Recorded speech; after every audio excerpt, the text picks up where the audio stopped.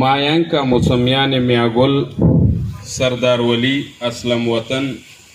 जानगुल सुल्तान अली साकिन आगा मीरजानी शाह फरीक़ैन अव्वल मुसम्यान मोहम्मद अली अफसर अली अनवर खान हाजी फजल वाहिद अहमद अली फरीक़ैन दोम दवाड़ो फरीक़ैनो په خپله خوښه او رضامندۍ باندې د خپل 14 کلنه 2008 پخوانی د قتل مقاتلې دشمنی ختمولو دپاره د مومن قوم او د نورو قومونو مشرانو له ملک حاجي غازي احمد، ملک حاجي عبدالله، ملک حاجي شیرعلی، ملک حاجي مدار، ملک حاجي لال شیر، حاجي عبدالمتین پاچا، حاجی جمال سید، ناظم عبدالودود مومند، ناظم ندیم جان عثمان خیل او ناظم محمد ایوب معاویه لا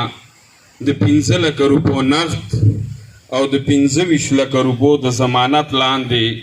چې د فریق اول د طرف نه حاجی ګلستان باچا ضمانتي او د فریق دوم د طرف نه حاجی سردار بادر ضمانتي جرګې لا سینوړی واک و اختیار ورکړو چې جرګې مشران په انصاف فیصله وکړي. د جرګې مشرانو د واک او اختیار اخیستو نه وروسته د دواړو فریقینو زباني او تحریري بیانونه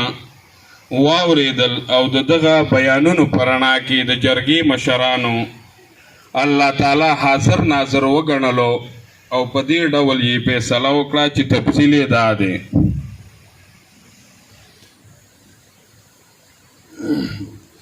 نمبر 1 فریقین اول د طرف نه میاگل، عبدالولی، سلطان علی او میاگل، بلخوا د فریق دوم د طرف نه افسر علی، امجد علی، گوهر علی او انور علی زخمیان شوي وو. د جرګې مشرانو د جانبین زخمیان د برابرۍ په بنیاد باندې عوض مواعظه وګرځول. دویم، د فریق اول د طرف نه حاجي محمد ګل په موقع وفات شوی وو. بل خوا د فریق دوم د طرف نه حاجي سید اکبر وفات شوی وو. د جرګې مشرانو د جانبین وفات